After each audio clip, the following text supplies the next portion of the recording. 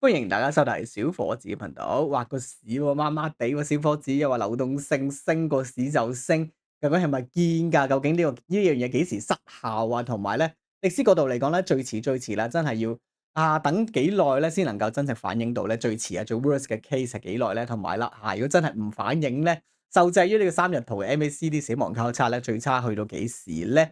同埋啦，係啦，究竟嗰個中東局勢會唔會影響到後續嗰個發展狀況咧？嚟個早上閒聊啦嚇，錄影時間咧2025年嘅6月20號星期五噶啦，早上10點26分，Bitcoin 做緊10.04千嘅呢條非常一聲咧，想做呢條都非常想睇晒成條影片咧，歡迎你訂閱啦。流動性失效啊，最遲幾時升啊？升翻幾耐？同埋唔升會點咧？俾大家一個心理預期啊，best case 同埋 worst case，best case 用翻我哋之前所講啦，8月去翻十幾。好 crazy 呢個時間講呢嘢，8月去翻呢個15、16萬都有呢個可能嘅。咁但係 worst case 咧，用翻歷史角度嚟講咧，因為呢個 MACD 死亡交叉咧，都會有一個比較大嘅指向性啊嘛。究竟想當年出現呢個咁嘅死亡交叉會跌幾多咧？咁同埋啦，而家係個如果用翻 cycle 嚟講咧，而家係再去100日㗎，你哋冇聽錯，再去有100日，俾大家望望，究竟呢100日有啲咩嘅事件會影響到嗰個價格咧？咁啊，之前所講啦，包括呢個中東嘅戰爭會唔會繼續或者中東嘅一個衝突咧，會唔會繼續越演越烈咧？咁啊，同埋預估一下啦，咁啊，不在由投資建議上講分享啦，咁啊，亦都俾少少心靈雞湯啦，都係嗰句啦，而家剩翻即係唔等都等到2、3、4年，同埋你話回撤咩？其實Bitcoin 其實冇乜跌啫喎，即係最高由11萬跌落嚟。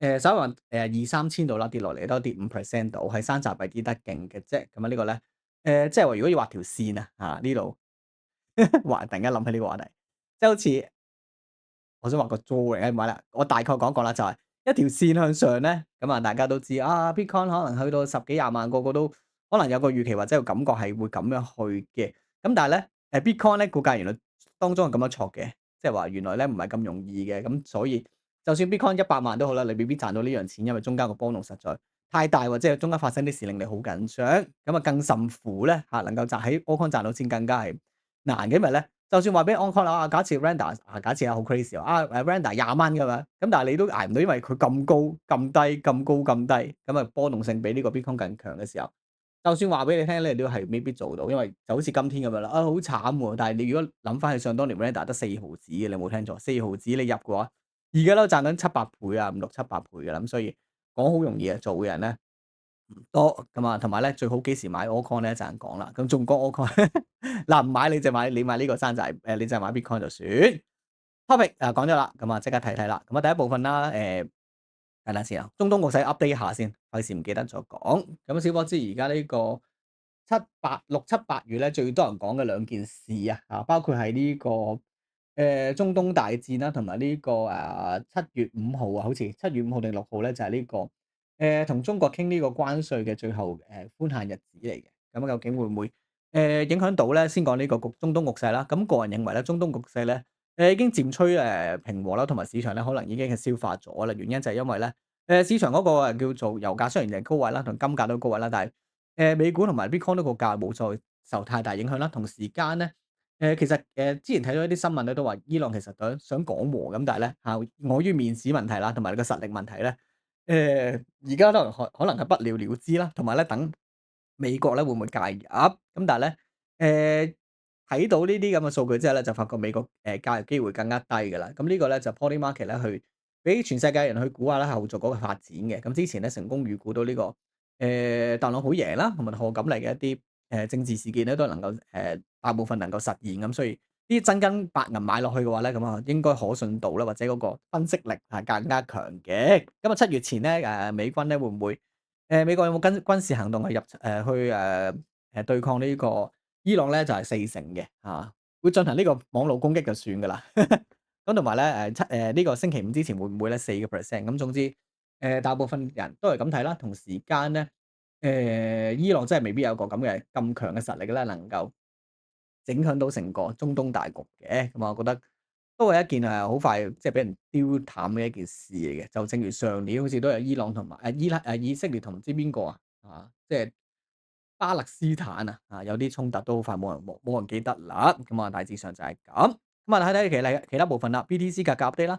流動性啊，或者係一啲睇法啦，咁同埋咧會員部分咧講個山寨幣嘅情況。咁第一部分咧 BTC 價格 update 第一部分即刻望，咁就唔使講啦，即係短期嚟講咧，其實就技術分析冇乜好睇㗎啦，即係中性偏弱嘅原因就係因為1小時圖去到兩日圖咧全部中性嘅，你自己望呢個係 RSI、MACD 都係冇嘢睇嘅，咁所以咧係咯，都係都係咁。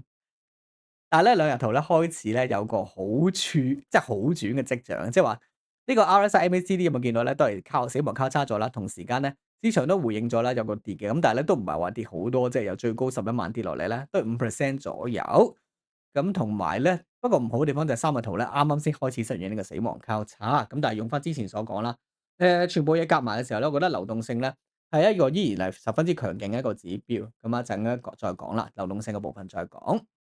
咁即係中性偏弱啦，咁啊最受制於呢三日圖嘅 MACD 嘅啫。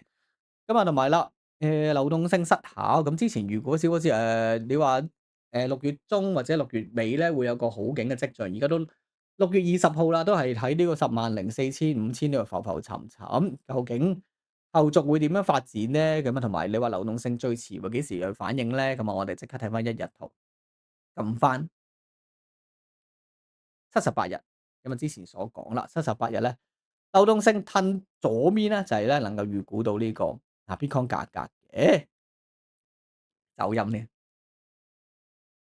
係咁我哋咧見到啦，流動性升爆標嘅，用翻呢個相應嘅流動性嘅情況。咁同時間咧，之前係咪即係嗰個啦，唔係 exactly 一樣啦，見到兩者即係嗰個嗰個方向係相似嘅，咁但係咧 exactly 邊一日咧去上升同埋下降咧係有少少分別嘅，咁但係咧分別就唔大。咁一陣再睇下咧，之前咧究竟有邊啲時間咧流動性升咗，但係咧幣價冇喐咧，最後都有冇喐翻咧？同埋咧喐翻要等幾多日咧？我飲啖嘢先，口渴，喉嚨痛呢幾日。